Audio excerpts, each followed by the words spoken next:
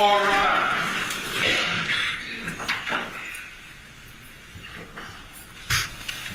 Good afternoon, folks. Good afternoon, now in session. Please be seated.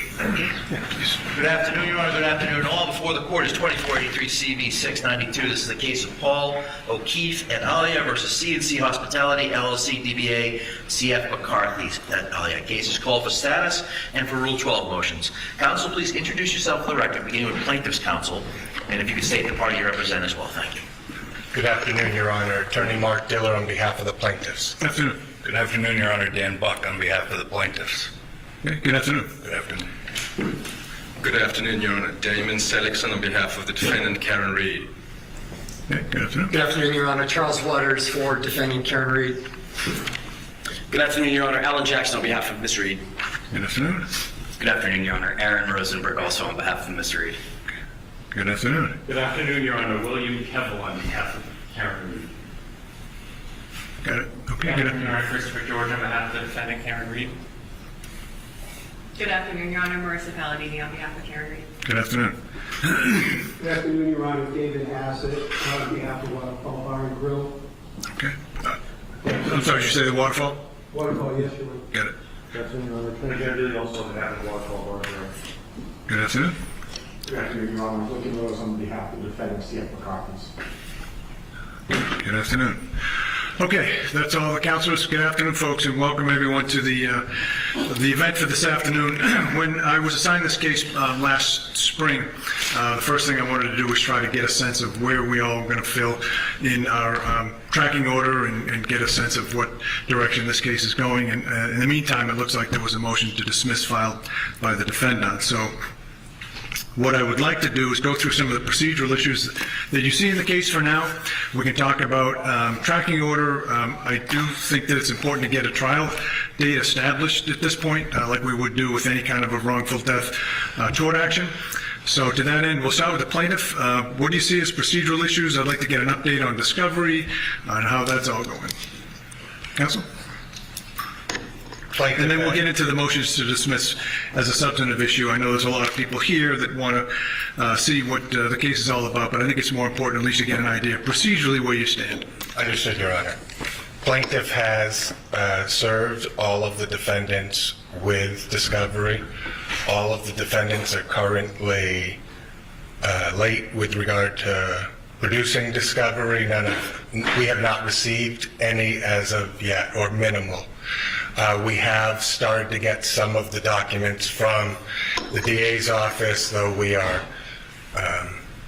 is significantly deficient at this point. We're still waiting for the records to come in. So we undertook with the stay that we weren't able to get any information, and the DA's office wasn't turning anything over while the criminal matter was pending. So we're still trying to get all the documentation in. Okay, but just if I can follow up on that, the stay that was issued, Judge White had issued one back in maybe the fall. I had issued one when the criminal trial was ongoing, and that was sort of a self-defining 60-day or whichever comes first. So that should be pretty much in the rearview mirror for now, right? I recognize that, Your Honor. Right. So when the stay was lifted, all discovery was served on the parties or thereabouts. When you say discovery, we're talking about depositions, documents, notices of depositions, or no? Only one deposition has been noticed, and it's been tabled because we don't have any documents at this stage. I see. Okay. So it's really the paper discovery that you're looking for. And when you say the DA's office, that obviously is not the defendants. That's going in a different direction, but you're pursuing that sort of on your own? Right, but we've also, I anticipate that the defendants have all the same data that was exchanged during the criminal matter, to which we haven't ever received. So we have requested that both from the defendant, and we've requested it from the DA's office. Okay. It is coming in from the DA's office in parts, and I anticipate we should have it all within the next 21 days, is my guess. Okay. All right. Procedural issues from the defendants. We can start with you, Attorney Seligson. Thank you, Your Honor. As we're anticipating the status of this case, it's important to inform the court that from Ms. Reed's perspective, we have affirmative claims that we intend to bring on her behalf. Those claims stem from the same facts that are at issue in this case. Those claims, Your Honor, are against parties that are not in the litigation at this point, including the Massachusetts State Police, Lieutenant Brian Tully in his personal capacity, Sergeant Yuri Buchanan in his personal capacity, Michael Proctor. Those claims would be in the nature of violations of Karen Reed's civil rights and conspiracy. The claims against the Massachusetts State Police would be negligent training, supervision, and retention of Massachusetts State Police troopers. We also intend, Your Honor, to bring claims, affirmative claims, against Brian Albert, Nicole Albert, Matthew McCabe, Jennifer McCabe, and Brian Higgins, who were the occupants of 34 Fairview Road in Canton on the night in question. Those claims will be in the nature of civil conspiracy, violation of Karen Reed's civil rights, and then a claim against the town of Canton through its police department for negligent failure to secure the garage in the Sally Port. We asking the court's permission to bring those claims in this case because they do arise out of the same nucleus of operative facts. In order for us to fairly defend Ms. Reed in this case, those claims, those parties need to be asserted in this case.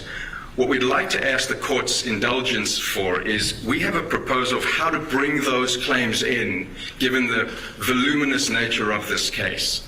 That would be 10 additional parties coming in. To do that, we would be alleging that the individuals in the House diverted attention away from themselves towards Ms. Reed, that law enforcement then acting on that diverted attention away from her, because the people in the House were either police or police adjacent who were socially and personally connected. Then they collectively conspired to ensure that what happened in the House was not explored and investigated. And instead, Ms. Reed was wrongfully targeted, maliciously prosecuted, made to face 2 criminal trials for the death of John O'Keefe, and is now facing allegations of wrongful death, all stemming from the same claims. How do we synthesize the process to bring these claims and parties in? What we're asking the court to consider is, for us, at the time we file her answer to the complaint, we've got some claims that we're asking to be dismissed. Regardless of how the court decides those, we still have to file an answer on her behalf. Our suggestion would be to file those claims against those parties in the same pleading, serve all of those new parties with that complaint, allow them 30 days, not the normal 20 days, to respond, so the court can have one hearing on whether some may bring dispositive motions, some may file general answers, so that we can then decide how and who is in the case and proceed forward. So I bring that to the court's attention. And I'm happy to brief it so that Mr. Dillard can have an opportunity. Well, at a minimum, you're going to do that. I'm envisioning what the plaintiffs are going to say to this rather extraordinary process, but go ahead. But that would be, otherwise it's going to be a very unwieldy, delay-inducing process, and we're not looking to do that. This accounts for trying to conserve judicial resources, trying to have a streamlined approach, at the same time making sure that all the claims and all the parties are in this case. The alternative would be for us to file a separate action on Ms. Reed's behalf, alleging these claims, and then move to consolidate immediately with this case, which Your Honor has broad discretion to allow. The point being, the claims should be in this case. They all arrive out of the same facts.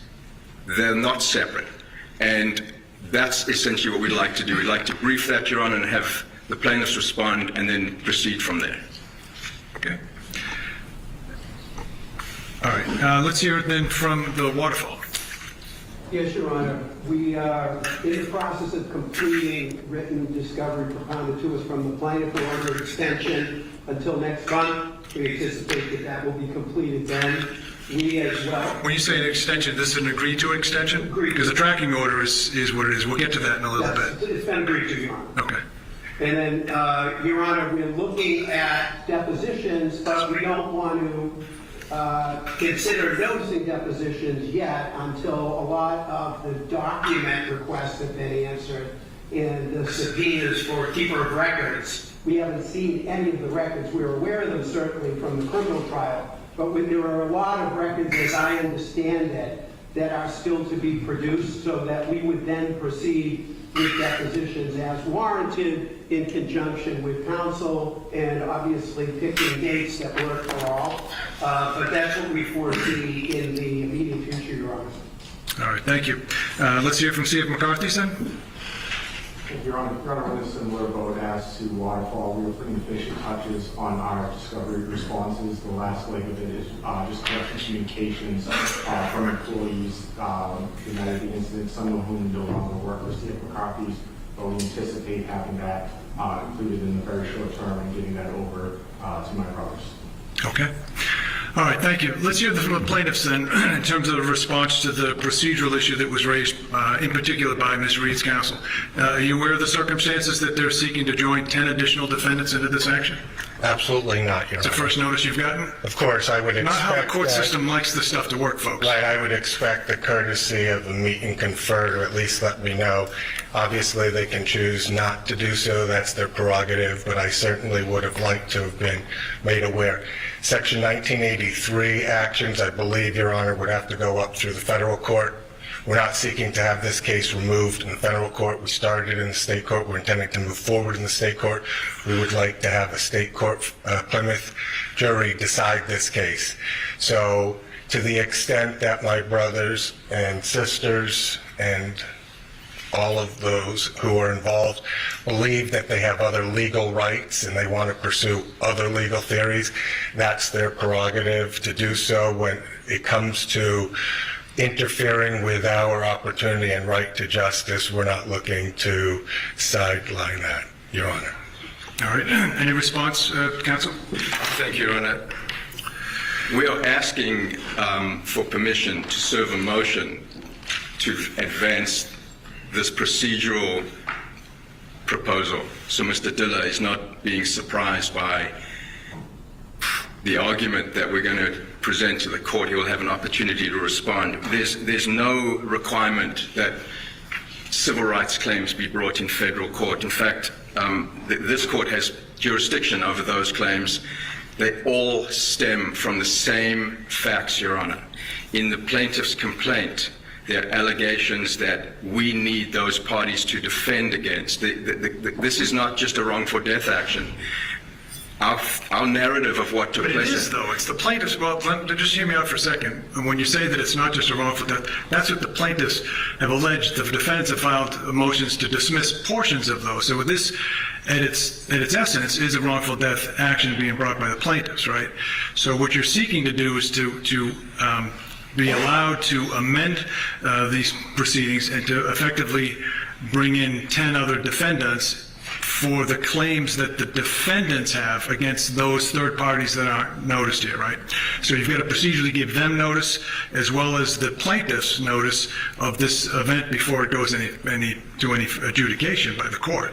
And that's what we've built into this proposal, which is trying to streamline that process, not depriving them, the new parties, of the opportunity to argue both the procedure as well as the substance. And we're suggesting, instead of serving party X with a third party motion for a complaint, then that party opposes it, then the court rules, then that party perhaps is brought into the case, and then brings another motion to dismiss substantively. We're not seeking to... Isn't that what the rule requires? The rule does require that, but the court has discretion to consider the streamlined approach, and we'd like to brief that for Your Honor, but we're raising it at the status conference so that, because we are scheduling deadlines and events out into the future, we'd like to at least have the opportunity to advance that argument for the court and allow Mr. Diller to respond to it, and then we will act accordingly. That's the purpose of the disclosure of this today, Your Honor. All right, so I don't know that there's any ruling by the court today that would have to be made relative to that, because it isn't even filed yet, so that there's nothing before the court. So ideally, what my instructions to the clerk's office by setting this event up was to get a trial date from you folks and then work backwards, like we would do with any wrongful death tort action, which this case is. I take exception to the defendant's notion that this is not just a tort action. It is. That's what it is. It's a civil case.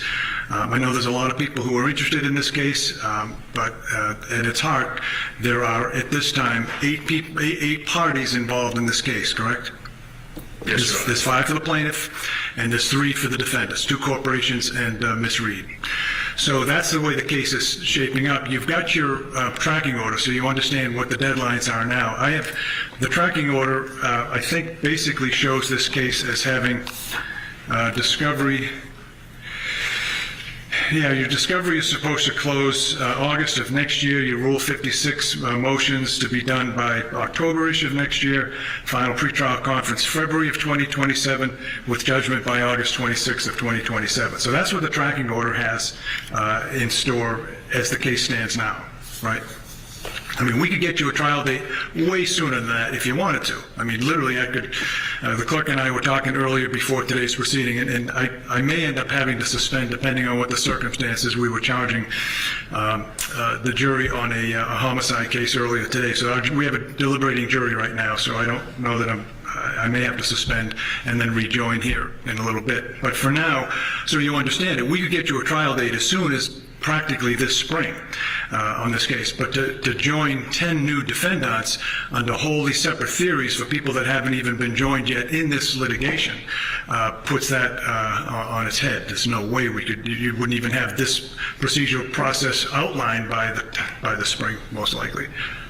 I understand that, and that's the dilemma that we're trying to bring to the court's attention, because there is going to be an affirmative. Well, you're saying you said earlier affirmative defense in this case, which those would not be affirmative defenses. Those are wholly separate third-party causes of action against people who are not part of this litigation, correct?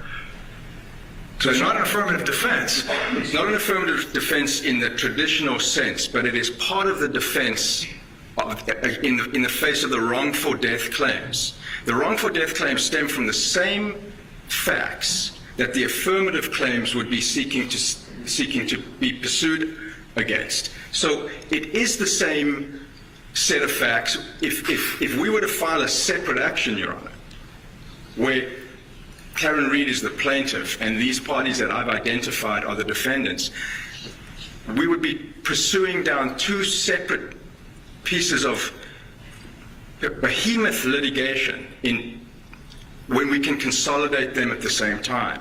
That's what we're trying to suggest may be a more streamlined approach.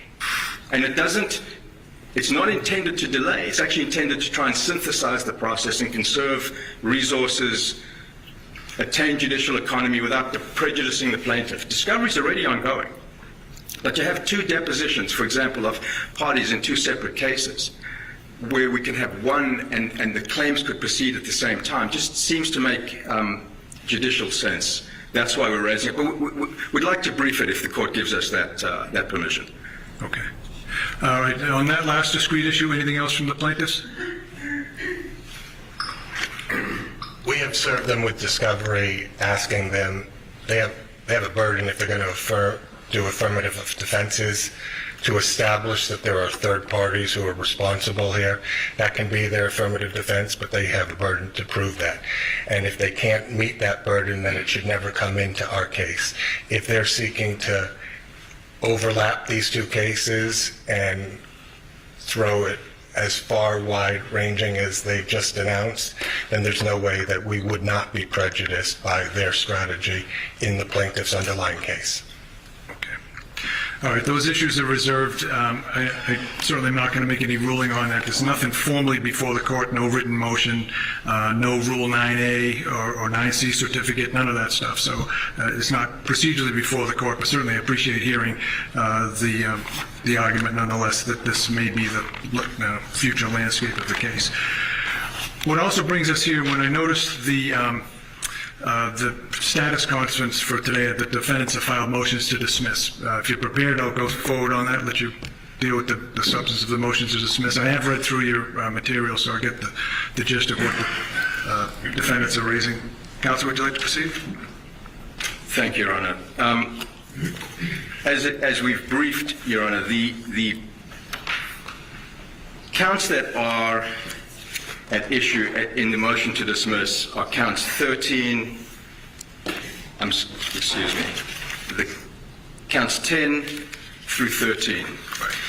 They are infliction of emotional distress claims. As we have presented in our papers, none of the plaintiffs observed the alleged incident that is described in the complaint.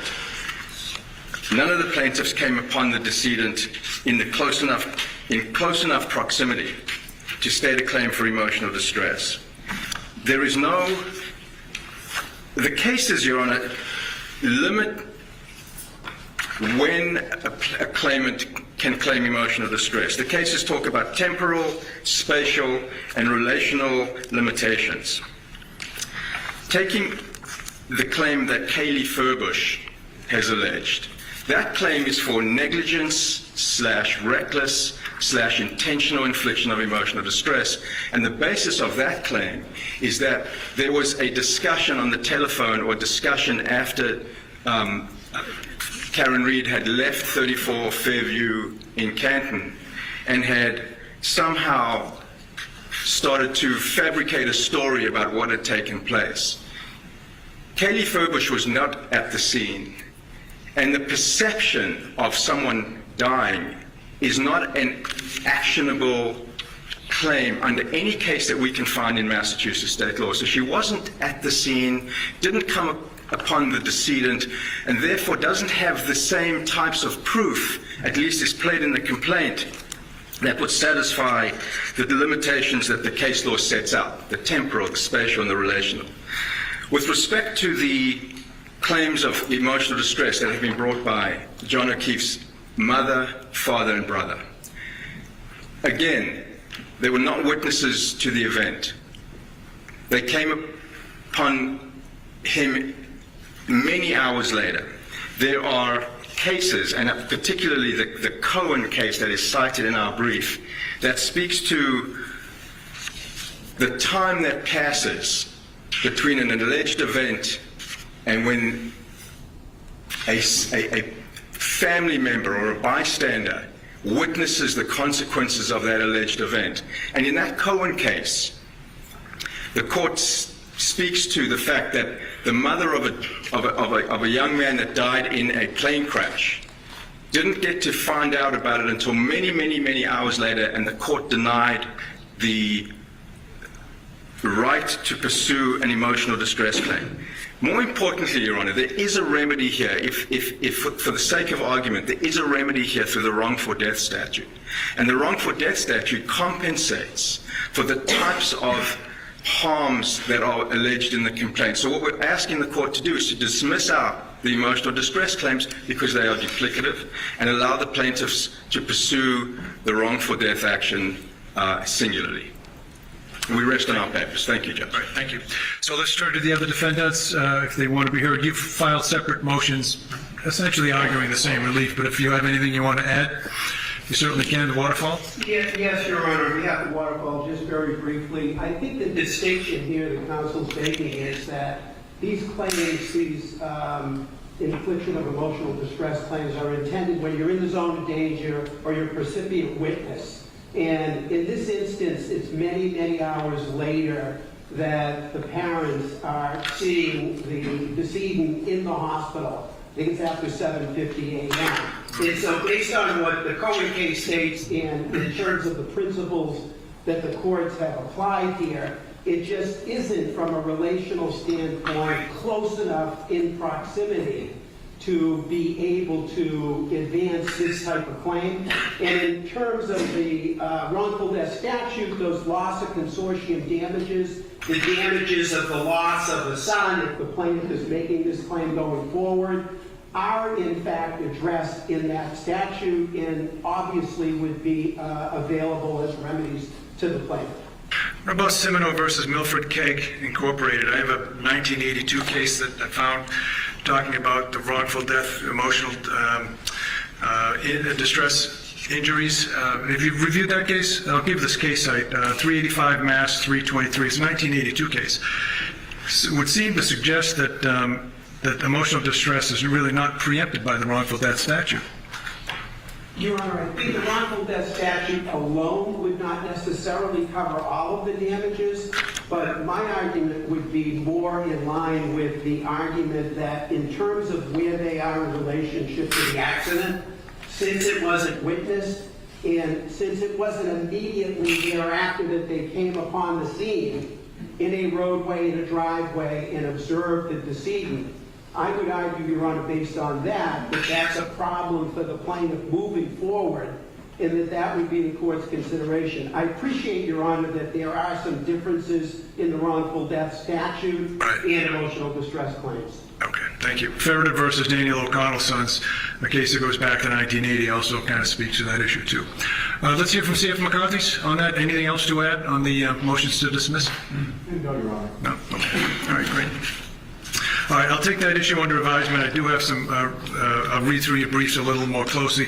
Allow us to. Yeah, of course. What I was going to say is that what will happen in just a few moments, I'm going to give the plaintiff an opportunity to respond to that. But I want everyone who's sitting here to understand that the comments I'm making now are not really doing other than just trying to tease out what the issues are. Motions to dismiss are not based upon the evidence, but rather on the allegations that are contained in the complaint. And those allegations, for purposes of a motion to dismiss, have to be accepted as true. And the question is whether or not the plaintiffs have stated a plausible claim under the case law, Iacchino and others that deal with this issue. So with that context, plaintiff, if you want to respond to both the motions to dismiss raised by, I should say, both the two corporate defendants and Ms. Reed. I do, Your Honor. Thank you. The question that's really posed for this court is, like you just said, assuming all facts are true, indulging every inference in the plaintiff's favor, does the plaintiff's complaint plausibly suggest that plaintiffs are entitled to relief? The answer is yes. This is a motion to dismiss. The lowest standard, the Brum case, plaintiff's obstacle is a minimal hurdle, a relatively light burden, so long as the court looks at the allegations holistically. If relief to the plaintiff is plausible, by the cumulative effect of all the factual allegations pled, we survive the motion to dismiss standard and we move forward to discovery like we should in all cases and in this one. There are three arguments that my brothers have put forward in this case. We oppose all three of them as follows. Number one, the defendants incorrectly state the law by suggesting that NIED claims are subsumed or preempted by the wrongful death statute. Number two, Your Honor, the defendants improperly seek to limit the scope of NIED claims by creating an arbitrary bright-line test for such cases. Number three, Your Honor, the defendants failed to holistically consider the facts alleged and the known vulnerabilities of the plaintiffs when evaluating the defendant's extreme and outrageous conduct in violation of the infliction of emotional distress standard. I recognize that this court is not new to this case, and I recognize that most people already understand the facts, but I think it is important and significant that I at least highlight the ones that will be at issue here today. Throughout, we intend, like we did in the complaint, to refer to John O'Keefe as JJ. That is what he was affectionately referred to by his niece and nephew. JJ no longer has a voice. His life was wrongfully taken on January 29th, 2022. He lived a life of service. He was a Boston police officer, and his personal life, when JJ's older sister and brother-in-law tragically passed 2 months apart from each other, leaving 2 young children orphaned, JJ stepped up. He agreed to parent those children, to raise them as his own, and to support them. Fast forward to 2022, Your Honor. JJ is involved in a relationship with Miss Reed. It's been going on for a period of time at that time. January 29th, 2022, Karen drives drunk. She reverses her SUV. She knocks JJ down. She leaves him to die in the cold. And Reed knows that she strikes the plaintiff. Rather than seeking to help or calling 911, she returns to JJ's home. There, JJ's 14-year-old niece, Kaylee, a plaintiff in this case, is home alone, asleep. That's when Karen starts plotting.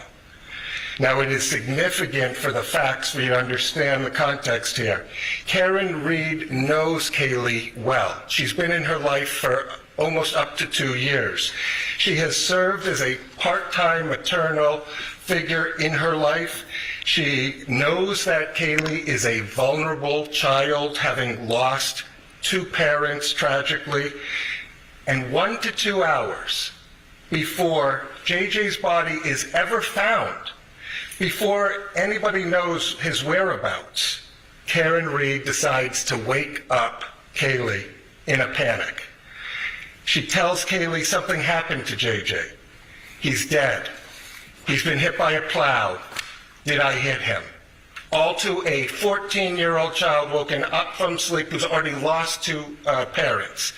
After provoking this chaos in the middle of the night, Miss Reed leaves Kaylee alone, vulnerable, shocked, and afraid. It's now 1 to 2 hours later. It's at or around 6 a.m. in the morning. JJ's injured body is now found. Right where Karen left him, buried in the snow, 911 is called. Now is when JJ's family learns of JJ's injury. JJ's injuries at this point enter into the O'Keefe's consciousness. At around 6 a.m., they rush to the hospital. It's 7:50 a.m. That's when the hospital pronounces JJ dead. And within minutes of being pronounced dead, that's when the O'Keefe family sees their son in the injured state that he was in as a result of the wrongful conduct. From January 29th forward, Your Honor, Karen Reed plots, she fabricates a conspiracy, she launches a public campaign of disinformation, and she involves a blogger named Turtle Boy. She leaks not for public information through him. She pits her followers against the O'Keefe family, and all the while, Karen knows that the O'Keefe family is also vulnerable, grieving another tragedy in their family. The O'Keefes and Kaylee suffer severe emotional distress. It's more than anguish and more than grief, and it is not overlapping with the wrongful death statute. So the first argument that the defendants made, they claim that JJ's parents are precluded from bringing NIED claims because such damages are duplicative of the wrongful death statute. We reject that argument. JJ's parents are the next of kin, and their emotional distress claims are not preempted by the wrongful death statute. They took their first shot across the bow by making that their primary argument. Presumptively, they did so because it believed it's their best argument. But the problem with that argument, as Your Honor has already pointed out, it patently misstates Massachusetts law.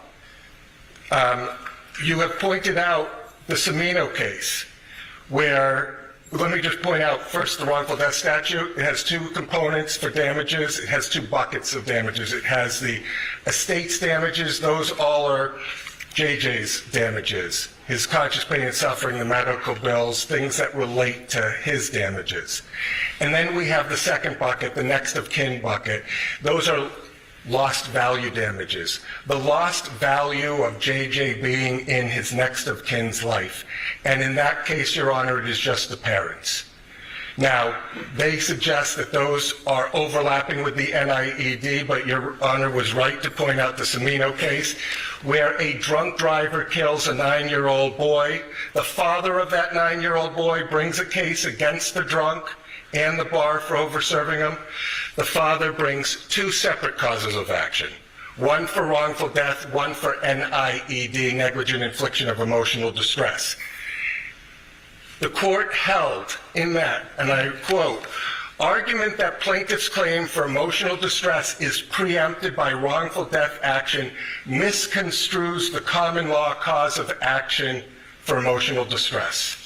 Emotional distress, as the concept has evolved in the Commonwealth, is a severe psychological shock directly resulting from experiencing or witnessing the effects of the defendant's conduct.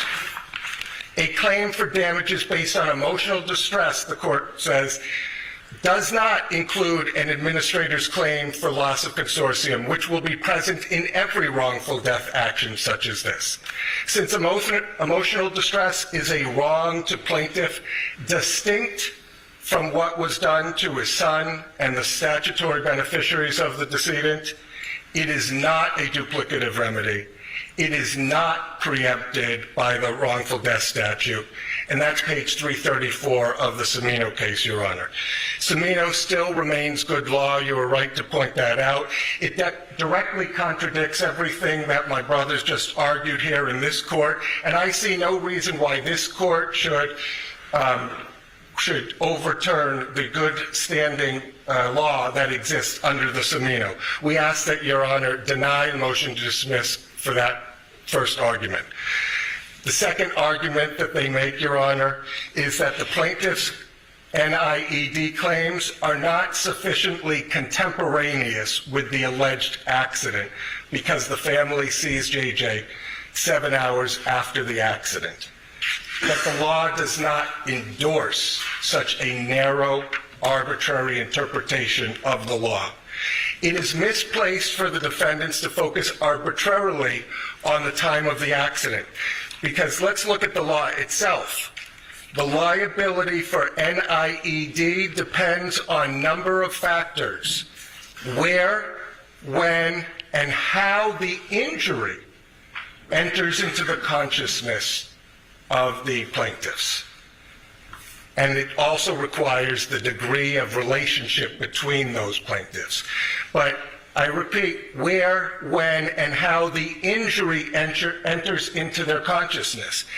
It is misplaced for the defendants to suggest that it matters that plaintiffs were not at the scene of the accident, because, as you pointed out, the Farrader case stands in the exact opposite, where the plaintiff who rushes onto the scene and finds his loved ones injured has no greater entitlement to emotional distress for that shock than a plaintiff who rushes to the hospital, so long as the shock follows closely on the heels of. It is misplaced for the defendants also to suggest that there is a bright line test for the number of hours that passes between the time of an accident and when the injury enters into the consciousness of the plaintiffs. Your Honor has persuasive authority from the Zachary case that shows that an NIED case can survive even when the close family doesn't see the deceased body or the injured body until a day later after the wrongdoing. There is no bright line test. NIED is a fact-intensive analysis. And when we apply the law to the facts of this case, let's look at where, when, and how the injury enters into the consciousness of the people that we're bringing those cases for. It's 12:30 a.m. and nobody except Karen Reed knows about JJ's injuries. Defendant's wrongdoing continues into those early hours. She knows she struck him. She seeks no medical help. Instead, she chooses to cover it up and hides the injuries from anyone. It's not until 6 a.m. that JJ's injuries are even capable of getting into anyone's consciousness. The O'Keefe family immediately learns of JJ's injury, and they, closely on the heels, they rush to the hospital, at which time they see the deceased body within minutes of him being declared dead. It is incredulous to think that a wrongdoer who hides the wrongdoing and the injury from anybody can be relieved of liability simply because the injury becomes knowable only after they disclose it. The defendant's cited cases are inapposite. They have no relationship to what is being asked of this court. They all involve a motion for summary judgment standard, which is a very different standard than the one that we are talking about here today, the motion to dismiss, the lowest hurdle to overcome. They try to equate it to a mother who learns of the rape of her daughter 7 months later, but that rape was known to other people within days. They try to relate it to the Migliore case, which has no relevance because it deals with somebody who has no close relationship. They didn't even know the decedent, and therefore it doesn't meet that standard. And then they rely on the Cohen case, which I heard both sides try to suggest has relevance. But in that case, Your Honor, the mother learns of her son's death 7 hours after the death. That's 7 hours after the injury occurred. And by the way, it was already knowable 7 hours earlier by other people when that plane crash was projected, and the son of the woman who brought the claim knew about his brother's death. The mother is 1,000 miles away, so spatial proximity is not there, and she only learns of it via phone. Does not experience the injury and never sees the body. Contrast that with everything that we talked about, Your Honor, where as soon as it was knowable, they learned about it, they rushed to the hospital, they saw the body, and they saw the body within minutes of him being declared dead. The purpose of the law is to distinguish between emotional distress from perceiving an injury versus the expected anguish that any person would feel from the death of a loved one. I want to talk briefly about Kaylee and her NIED claim to suggest because she wasn't at the scene or because she was not at the hospital that day and they tried to spare her of that, does not suggest she doesn't have a right. In fact, she experiences the trauma, the panic, the chaos of the injury contemporaneous with Karen Reed waking her up in the middle of the night and exclaiming that her parental figure, the third that she has now lost, was dead, hit by a plow or her SUV. Notably, this enters into her consciousness before anyone other than the wrongdoer knows of the injury. To the extent that defendant seeks relief because Kaylee did not see with her own 2 eyes, I will refer you also to the Cohen case, which they cite for different reasons, but in it the language talks about sensory perceptions. To suggest that you can't use other senses in order to perceive and experience the injury or the injurious event is wrong. Otherwise, no blind person would have a legal right under NIED. We have many senses. We use them all the time. And when it enters into our consciousness, it's hard to undo of it. It is very different from learning that your close family member has died. That is upsetting. It will be upsetting to anybody. But to have experienced the event or the injury and enters into your consciousness, that is the very reason and the foundation why NIED exists as a claim. So on that second, we also suggest that you should deny it because they experience the injuries. Closely on the heels of them being knowable and perceivable to anybody. Third, Your Honor, the defendants argue that the intentional/reckless infliction of emotional distress claim should fail because there's no extreme or outrageous conduct directed towards the plaintiff.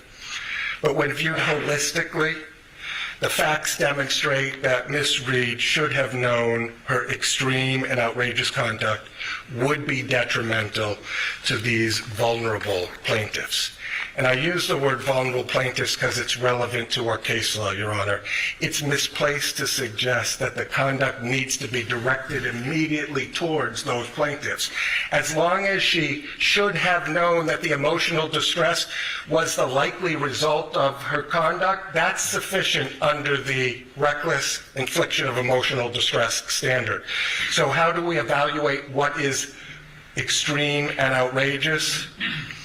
It's fact intensive, but the law does recognize that some critically important factors that need to be considered when evaluating what is extreme and outrageous. Plaintiff's susceptibility, defendant's knowledge of that susceptibility, and the relationship between defendant and plaintiff. The case law all suggests that that gives rise to extreme and outrageous conduct. In evaluating whether defendant's conduct was extreme and outrageous, the courts should consider whether individuals at whom conduct is directed is known to be particularly susceptible to infliction of emotional distress. Boyle versus Wenck, 1979 case we cited to, Your Honor. Our case law has recognized susceptibilities to evaluate extreme and outrageous conduct to be a recent hospitalization in the Boyle case, a cancer patient in the Harrison case, elderly or frail people in the Bailey case, or children, minors, based on their age in the Sarkonis case, all that we've cited to, Your Honor, and I'm happy to give you cites. The law in Roman versus Trustees of Tufts College says, as it relates to this, the court should put as harsh a face on the defendant's actions as the basic facts would reasonably allow. The relationship of a plaintiff to the defendant and her knowledge of the plaintiff's sensitivities is an important consideration in determining whether the challenge conduct satisfies the extreme and outrageous conduct. That's the Russell case. Let's talk about Kaylee as it relates to the infliction of emotional distress. Should defendant Karen Reed have known that emotional distress was the likely result of her conduct? Was defendant's conduct extreme and outrageous? Those are the questions that ultimately we pose to a jury. Kaylee was young, 14 years old. The defendant had a relationship with her, knew she was emotionally fragile, knew she was orphaned at the age of 6, knew that she lost both parents tragically. The defendant assumed this pseudo-parental role with Kaylee for nearly up to 2 years. The defendant, Ms. Reed, knows that she knocked JJ down. It's in the middle of the night. She wakes up Kaylee abruptly. She talks about JJ being dead, being struck by a plow, being struck by a vehicle. Mind you, this is all hours before anybody has even discovered his body, and she is now actively talking about him being dead. Then, after creating this chaotic, upsetting situation in this young, fragile girl's psyche, she leaves her. She leaves her home alone, shocked and frightened. Compound that by defendant's choice to speak her false narrative publicly, to use social media, to leak public information through Turtle Boy, to control that narrative. Why is Turtle Boy out there saying the O'Keefe's family period of grief has expired and they are now fair game? Who leaked the autopsy photos that got published by Turtle Boy for this vulnerable family to have to be exposed to that they weren't seeing before? To the extent that the defendant argues that this is not extreme and outrageous, remember the law. It is the jury's role to decide whether the defendant's conduct was rude and clumsy or extreme and outrageous. That comes right from the case law.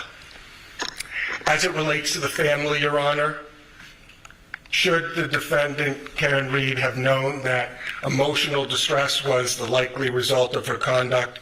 Was defendant's conduct extremely outrageous? Again, those are the questions posed for a jury ultimately. But the law says conduct which the actor should have known would result in distress is actionable.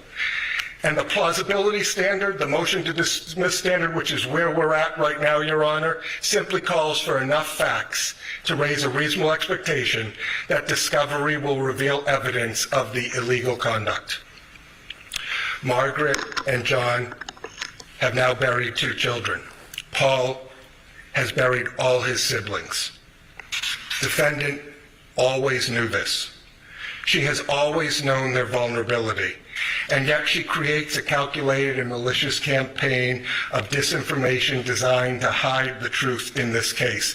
She pits the O'Keefe family versus the Reed family, and a reporter who she asserts editorial control publicly proclaims to Reed supporters, the O'Keefe family's period of grief has expired and they are now fair game.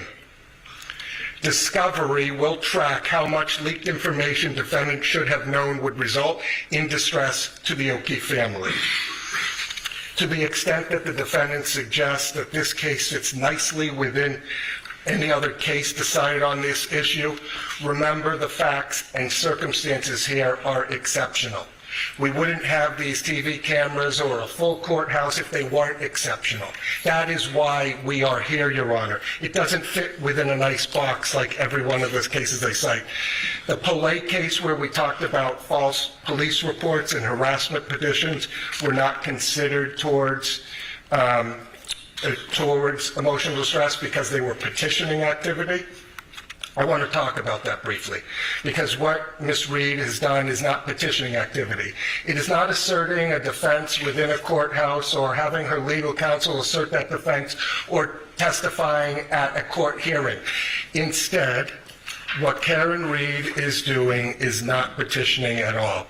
She is waiving her Fifth Amendment privilege. She's speaking anywhere and everywhere that would give her a friendly audience with editorial control. She's gone on Dateline, Nightline, 2020, Fox 25, Boston Magazine, Vanity Fair, WEEI, Turtle Boy, HBO Max, ID Discovery, etc. There are more. This is an exceptional case that requires exceptional discovery, that requires us to decide this matter by a jury, not by a motion to dismiss phase, Your Honor. It is not like the Quinn case that they cite where there's an open adulterer involved, and so they think that's not extreme and outrageous. And it's not extreme and outrageous like it has nothing to do with the employment case where they fired somebody who had a criminal case pending, then they brought them back on, and he didn't like the way that they treated him after he was found not guilty, which is different, by the way, than innocent. The court should deny the third of those arguments. They should know that plaintiff's susceptibility and vulnerability are at issue in this case and are the very reason and foundation why it is extreme and outrageous conduct, and that defendants' improper actions would cause severe emotional distress. Defendants' actions were not rude and clumsy. They were extreme and outrageous. We ask Your Honor to allow this case to go forward with discovery, allow us to explore each and every one of those issues, because these are real damages for real people who have suffered long enough. Thank you. All right, thank you. Any response from the defense? Your Honor, briefly. Firstly, those allegations contained in the complaint are allegations which we will refute. Counsel cites to the Camino case, relies heavily on it. What counsel didn't tell the court is that in the Camino case, the father of the child who died in the car accident was himself hit. Part of the car accident. Gets up, runs to see his son. It's contemporaneous. It's at the time of the event. And the court didn't have the same spatial relational and temporal concerns that the cases speak to with respect to emotional distress claims. So I point that out for the Your Honor. He also mentioned much about conspiracy theories, much about going out in the public and creating a narrative, which is precisely the reason why we're going to brief the issue about why those other parties need to be in this case. As I'd said, it is more than just a wrongful death action, Your Honor. I respect the opportunity to brief that, and we rely on our papers and defer to the court on the motion to dismiss. All right, thank you. Any other defendants wish to be heard on the issue? Anything else? All right, thank you. Certainly, there's a lot to the complaint, and again, for the record, so that people understand this is a pre-discovery form of relief that the defendants have sought by way of dismissing certain of the counts that are in this complaint, and the court has to consider the allegations as being truthful and every reasonable inference to be drawn in support of that. So I will look forward to reviewing that. I'll issue a decision as soon as I can. As expected, the lawyers in this case have advocated the positions of their clients very clearly, and I expect that with the procedural things that it might be asked for at some point, that this case will have a very long and tail to it as it goes through the litigation process. We expect that in the court system, we give people their ability to try cases and get a jury to listen to the arguments and to ultimately make a decision. My experience in doing this for a very long time in different contexts is that doesn't oftentimes bring the relief that people think it does, and so as a result, there's appellate processes. And so what I envision for the parties, unfortunately in this case, is a very long and sort of complex process that litigation provides. And you know, this is a civil case, it's not a criminal case. There are 8 parties as I identified, and those are the people that the court will be concerned with getting a fair trial at some point down the road. As I said, I could do this case, I could do this trial this spring if you'd like to. My sense is that there's nobody that's going to be ready to go to trial by the springtime. If you want me to assign a trial date, we could do so. I mean, literally, I've talked to the clerk, we could do it in March or April if you'd like to. But with the motions that are going to be pending, I suspect that that's not going to be the case, that you'll have to look at this from a more pragmatic point of view and decide when you're going to try to get this thing to a jury. You've got a lot of work to do between then and now. I'd like to still get a trial date for you. Now, I don't know what that's going to mean in terms of bringing in other parties. You know, I didn't expect, because the court has had no notice, that there'd be this interest in trying to move this complaint in the direction of other parties who aren't even named in this lawsuit, 10 additional parties, and there's relatively novel theories as I'm hearing it. But nonetheless, we'll let the parties file the motions that they need to, and we'll address them as each comes. But my point in raising this all is that the parties also have another way to do this case. They can do it by way of potential resolution. And I mean this sincerely when I say that being a judge for many years, you learn things. What you learn is that oftentimes litigation is an inartful way to try to resolve parties' disputes. There's alternative dispute resolution, there's mediation, there's all kinds of other avenues that we advance to try to get people what they want, which is resolution of a case. The most important thing, it would seem to me, to any party to this case, is to resolve the uncertainty, right? Uncertainty is what you don't get when you go through the litigation process. You go through and you hope for the best. Lawyers work really hard for their clients, and we expect them to do that. Ultimately, the court system can make sure that the trial is done, and it's done in a way that's fairest that we can make it, and ultimately a decision is made. Civil cases, though, are very unlike criminal cases, and that's usually not the end. Ask any of the lawyers here, clients can ask your lawyers about post-dispositional, post-verdict process. It can be really long and arduous. I've had the pleasure of having trials that are 16, 18, 20 years old, and they're still going. The clients don't have to do that. The clients can try to put some efforts, at least as much effort in the litigation process as trying to resolve it. Why do I say that? Because resolving cases resolves uncertainty, which is perhaps the most important thing any client can get in a case. I say that because you'll have that opportunity through all the process. You've heard me outline it. Your discovery isn't even closing until the discovery is going to close next December, but it's really 2027 that you're looking for a trial in this case realistically. Again, we could do it in 2026 in the spring if you want to. And I'm going to ask the parties to work collaboratively to try to come up with a trial date that is workable. I understand that's a wrench has been thrown into the works because of this other process. We'll probably have to deal with that in the short term. I'll pledge to try to get you what you can as quickly as I can. I tend to get decisions out pretty quickly. I tend to try to move things to get parties what they want, which is ultimately their day in court. I'm just telling you at the outset that I think that it's worthy of exploring possible resolutions on your own. You can do it through this court. We have a mediation process that you can avail yourselves of, judicial settlement conferences. You can go through private neutrals, because there are now 8 parties involved in this case, 2 of which are corporate defendants, 1 of which is Ms. Reed. And so that's going to give you a lot of opportunity for dialogue. My sense is I'm probably wasting my time by doing it at this stage of the process, but I think it's important that your clients know that there is an alternative way out of this.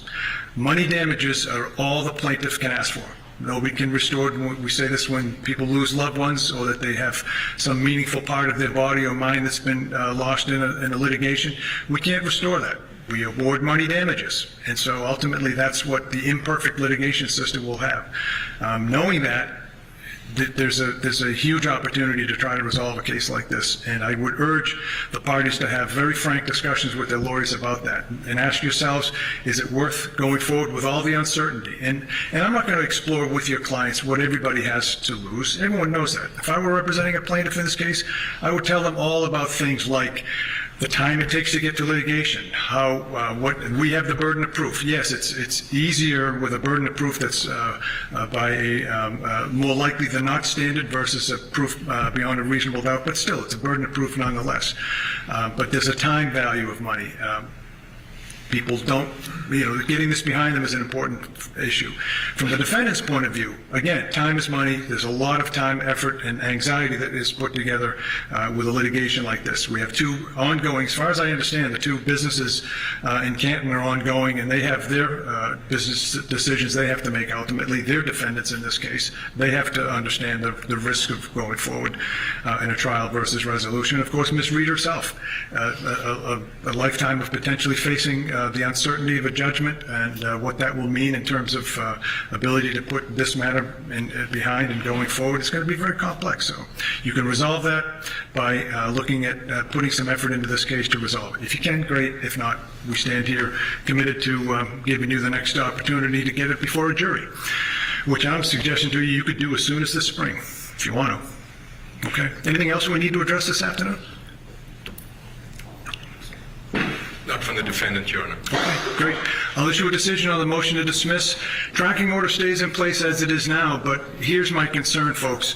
With this motion that the defense team is talking about putting together, I think that needs to be looked at sooner rather than later. It's a big deal, right? Yes, Your Honor. Okay. Why don't we get a status date? When do you want to? And we can do by Zoom, folks, if it's just as easy. My order was to have everybody here so that you all get a chance to meet. I want people to be understanding that this is a civil matter, and I want you to be, at least to some extent, trying to be civil about how to resolve your issues. I would have liked to have seen, for instance, this motion that was brought about in open court should have really been discussed ahead of time so you have a better position on it, but I don't want to waste your time. You want to do next hearing by Zoom? You want to do it in person? You tell me. Plaintiff? We're agnostic, Your Honor. I'll do whatever. We're agnostic? Is that what you said? Yeah, as it relates to that. We'll come in person or we'll do it via Zoom. Defense? Your Honor, we prefer to be in person. Okay. Either way, Your Honor. Okay. Preference, Your Honor. All right, we'll do it in person. Fine, we'll do it down here in Plymouth. I will be moving into the Brockton Court next month, but this is especially assigned, at least for now, so I'll come back down here. That's not a problem. Mr. Clerk, do you want to suggest a date for us? Sure. How many days out do you want to go for? 60 days, 90 days? Yeah, probably 60 days. 50 days? November 21st, Friday in the end of November. Yeah, that November 21st. Okay, I'll have a decision out before then, certainly, as quickly as I can. 11/21, and that would be for a status regarding tracking order and discovery, and any motions Rule 15 motions to amend that type of thing, or bring in third parties. Okay. All right. Thank you, folks. We'll see you then. Thank you, Your Honor. Counsel. All rise. Nothing with the jury? I don't think so. Nothing with the jury?